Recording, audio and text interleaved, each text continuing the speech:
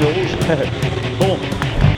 Eh bien, messieurs, bonjour. Nous retrouvons au circuit Carole avec messieurs Jacques Marchand et Philippe Mock, bien connus il y a quelques années dans le monde du sidecar, mais avant le sidecar et maintenant, quel a été leur parcours? Alors, messieurs, comment avez-vous débuté et comment vous êtes connus en fin de compte? Jacques.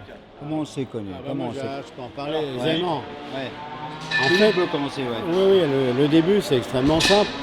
On avait fait un concours de vente de journaux, de suppléments François en 67 peut-être. Et il fallait vendre le plus grand nombre de suppléments de journal-là. François, c'était le journal qui avait le plus grand tirage, il faut le savoir. À l'époque, il tirait à 1 million d'exemplaires. Et ils ont voulu faire un supplément Val-de-Marne, où on habitait.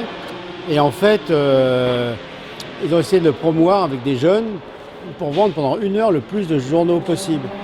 Et nous, alors Jacques était dans une équipe avec son copain, un Italien, qui s'appelait Luciano. Et moi, j'étais avec mon cousin. Et en fait, on s'est aperçu rapidement, au lieu de vendre des journaux, on les prenait, on les achetait, on les mettait dans un coin.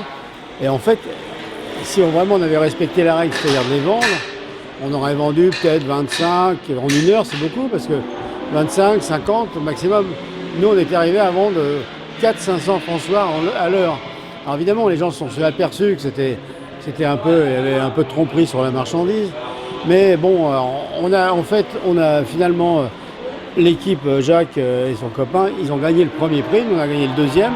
Eux ils ont gagné un caddie. Et nous, on a gagné un voyage pour aller à Londres pour 2 personnes. Et j'y suis allé avec mon cousin. Voilà. Et en fait, on s'est connus là. Et après, comme lui, moi j'avais un Solex, enfin nous on avait Solex. Lui, il avait une mobilette moto-bécane. Ouais. Bon, ça s'est rapproché comme ça. Et puis après, on a fait de la moto. Et un peu la course. Moi, j'avais trouvé une Morini à l'époque 250. J'étais le mécanicien. Lui, c'était le pilote parce qu'il allait plus vite que moi en moto. C'est pour ça que ça a été choisi comme ça.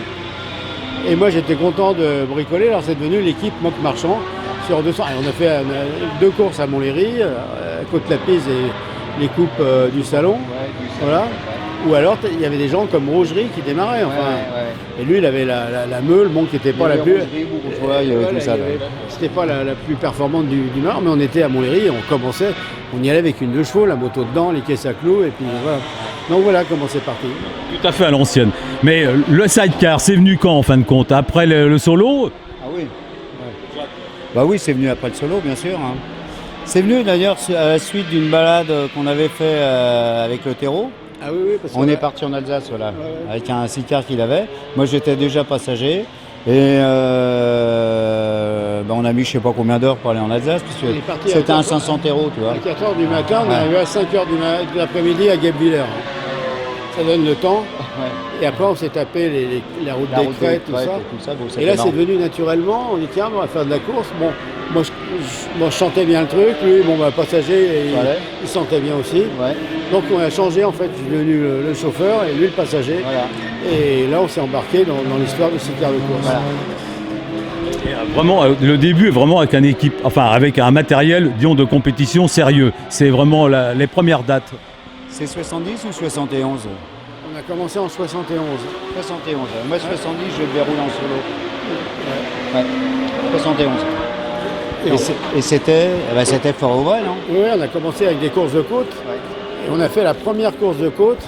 On était tout seul. Alors évidemment, on a gagné. Parce qu'on était bons. Hein. La deuxième, on était 2. On a gagné. La troisième, on était 3 et on a gagné. Donc le crescendo était plutôt sympa, quoi. Ouais. Et avec un 500 Kawa qui était mis dans un sidecar qui marchait plutôt bien, le châssis, qui avait été fait par Kurt à l'époque, qui avait un BMW, donc on avait changé le moteur pour mettre ça. Et puis après, on a roulé avec des Kawasaki, des 3 cylindres toujours, 2 temps, 500 et 750. Ouais. Et après, on est passé aux 4 cylindres. Oui, alors justement, le 4 cylindres 4 temps, c'est quand? C'est dans la foulée ou c'est... C'est 74, ça peut-être, non? C'est 75 et 76, parce qu'on a arrêté début 76. Ouais. À Rouen, je crois. À Rouen. Ouais. C'est le dernier moteur qu'on a mis, c'était un 4 cylindres. C'était les mêmes moteurs qu'ils avaient au Bol d'Or avec les carbus, les machins de ça. Le machin de Yoshimura, mais qui était quand même plus lourd que les 3 cylindres de temps, il faut le savoir. Un 3 cylindres de temps, ça avait un intérêt, c'est que c'était un moteur pas très lourd et assez puissant quand même. Le 750 kW, c'était le meilleur moteur pour moi de sidecar. Parce qu'il avait du couple, il était léger, il pesait 60 kg. Le Kawa, il pesait 85-90 kg. Donc il y avait 30 kg de plus facile. Ouais. Et 30 kg, c'est quand même important en course, quoi. Donc c'était puissant, mais plus lourd, quoi. Voilà. Mais alors après, vous avez fait quelques courses à l'étranger, je crois savoir. Vous pouvez un peu raconter tout ça? Oui, on en a fait pas mal. On a fait en Belgique notamment. Hein. On allait souvent en Belgique. Puis après, on a roulé en Grand Prix un petit peu. On a roulé dans des courses inter. Voilà. En Angleterre, non, il me semble. On a roulé, alors il faut dire Ah quand ouais, même, c'est on arrête en 76. Et Et en 95, ouais. c'est-à-dire plus ou moins 20 ans après, hein, on décide de faire le TT.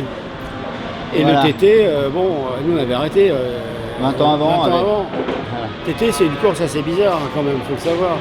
Donc on achète un sidecar Formule 2, qui était le sidecar du TT, avec Ouais. un moteur Honda d'ailleurs. Et on décide d'aller faire le TT. Alors on a loupé la qualif pour une poignée de secondes. Enfin, à la limite, on était content de rentrer vivant déjà pour commencer. Voilà. Vous n'avez pas fait de reconnaissance avant, non? Non, on a fait du sport, monsieur. Non. C'était une année noire. On a été ouais, obligé de j'ai- boire de l'eau pendant 2 mois, faire du vélo, de la course à pied. On a paumé 10 kilos. C'était horrible, horrible. Ah ouais, le vélo, c'est atroce. On commencera jamais un truc pareil, c'est promis. Mais on peut même pas aller dans Paris parce qu'il faut aller en vélo là. Nous, c'est impossible. hein. Donc aujourd'hui, on peut pas y aller. quoi. C'est mort pour nous. C'est ça. mort. Voilà. Bon, alors après ces glorieux résultats, donc à la fin de la course, quel est votre parcours à chacun? Philippe, vas-y. Bah, moi, j'ai monté une entreprise et j'ai eu la chance que Renault démarre la Formule 1 et je suis devenu fournisseur de Renault en F1 parce que sur nos sidecars, on utilisait des matériaux qui n'étaient pas connus. La fibre de carbone, à l'époque, n'était pas connue en 73. Et moi, j'ai le copain qui s'appelait Jean-Claude Guénard, qui était responsable de l'écurie Kawa. Il m'appelle, il me dit voilà, on aimerait bien faire des carrosseries légères pour les premières F1 turbo qu'il a fait. Et je leur ai fait un démonstrateur, j'étais tout seul, ça a été tout de suite agréé. Et moi, j'ai monté ma boîte de composite qui a grossi au fil des années. J'ai vendu il y a une douzaine d'années maintenant. Et parallèlement à ça, Jacques, il avait monté Une entreprise. Moi, j'avais monté une entreprise de PLV. Alors la PLV, c'est de la publicité sur lieu de vente, voilà. Et voilà, elle a prospéré pendant X années. Ça m'a permis d'avoir des clients un peu dans tous les domaines. Et puis j'ai beaucoup de clients dans la moto, ce qui nous permet de faire les trophées jumeaux actuellement, quoi. Alors tous les fabricants de cuir, de machin, j'ai travaillé pour tous ces gens-là, le casque, d'huile, les manufacturiers d'huile, tout ce qu'on veut. Voilà. Donc voilà. Alors justement, la question qui va enchaîner, comment vous êtes retrouvés pour faire honorer, enfin débuter les trophées jumeaux On ne s'est pas retrouvés parce que c'est une époque où on s'appelait 2 fois par jour. Hein. Donc on s'est jamais perdu en fin de compte. Hein. Non, et en fait, Voilà. au départ, Gérard Jumeau, par contre, nous, on s'était retrouvés longtemps après, parce qu'on s'est retrouvés en 82 ou 83 à l'enterrement d'un copain qui s'était suicidé, qui courait en sidecar avec nous. Et de là, Pour Soleil. il s'appelle Pour Soleil. Ouais. Et donc, et là, Jumeau était là, et puis on discute. Il faisait des courses de voitures électriques. Nous, on lui Solaire, fait- Solaire, Ouais, oui. solaire. Solaire, énergie solaire, mais électrique quand même. Et donc nous à l'entreprise, on lui a fabriqué ses premières voitures. Et malheureusement, le jumeau, alors c'est des années 82, 3, et en 94, il a eu un cancer et puis il est mort. Voilà. Voilà, rapidement. Et là, on s'est dit, on va faire un truc, on va créer un truc pour rappeler cette espèce de mémoire de ces années-là que nous on avait connues évidemment, où on était, et de faire revenir donc toutes ces motos et les gens qui étaient dessus, plus ou moins. Alors aujourd'hui, il y a les gens de l'époque, il y en a moins évidemment, parce que voilà, alors ça, le cheptel se renouvelle, mais donc d'année en année, alors c'était fait à Montlhéry initialement, jusqu'en 2004, où ça a été arrêté à Montlhéry, parce que Montlhéry, on ne pouvait plus faire rouler personne. Et après, l'histoire a continué ailleurs, à Cran-Ternois, puis maintenant ici. Et donc c'est Jacques qui s'en occupe. Voilà, donc c'est un peu l'aventure jumeau a démarré comme ça, et ça a relancé le courant des Coupes Kawa, le courant de toutes les TZ, l'ICGP, tout ça. Bon bah les TZ ne roulaient plus, et là bah, ça a relancé un petit peu toutes ces manifs qu'il y a, et ça perdure, vu que nous en sommes à la 25e. 25e édition, donc mais ça a été sur plusieurs circuits, donc un petit retour en arrière. Ben voilà, déjà une période Montlhéry de 94 à 2004, et ensuite Montlhéry Fermant. Nous on a continué nos opérations jumeaux. Nous sommes partis à Croix en Terre-Noire jusqu'en 2012, et depuis 2012 nous sommes ici à Carol, voilà. À la demande des gens de Carole qui cherchaient une manifestation de moto ancienne sur la région parisienne. Donc on est là, on est bien. Voilà, on est bien. Bon. Cette année, combien de participants? Parce que je sais qu'il y a beaucoup de monde. Un chiffre? Cette année, 350 participants. Là. 350 participants, ouais. Voilà. Théoriquement, on ne peut pas en faire tenir plus de 300 à Carole, mais 350, on y arrive. C'est pour ça qu'on vous appelle les gentils des organisateurs, je crois. Voilà. Alors, il y a une raison à cela.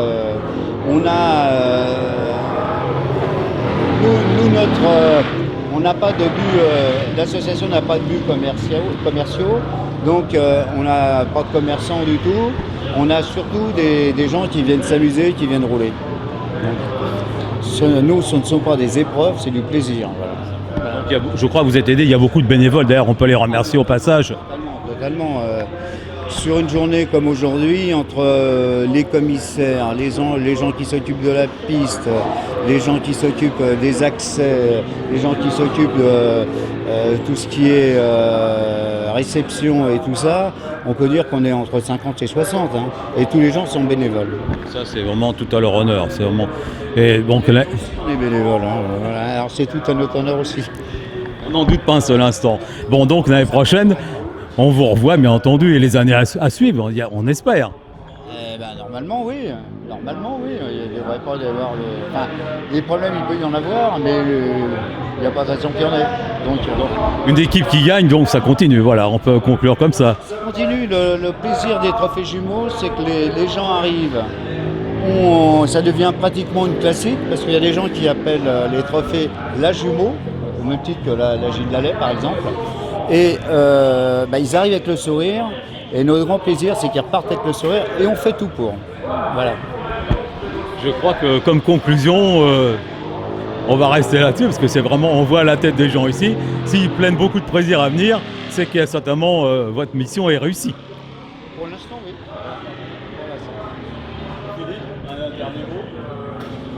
On est content et c'est bien passé. Moi, malheureusement, j'étais pas là hier pour d'autres raisons. Mais il y a le soleil comme tous les ans. Les motos, les sidecars, ça a l'air plutôt solide maintenant, parce qu'il y a des époques où c'était plus fragile. Et puis les gens ont l'air assez heureux finalement. Que demande le peuple? Très bien, tout va bien. Et on vous dit à l'année prochaine, messieurs. Merci beaucoup. Allez.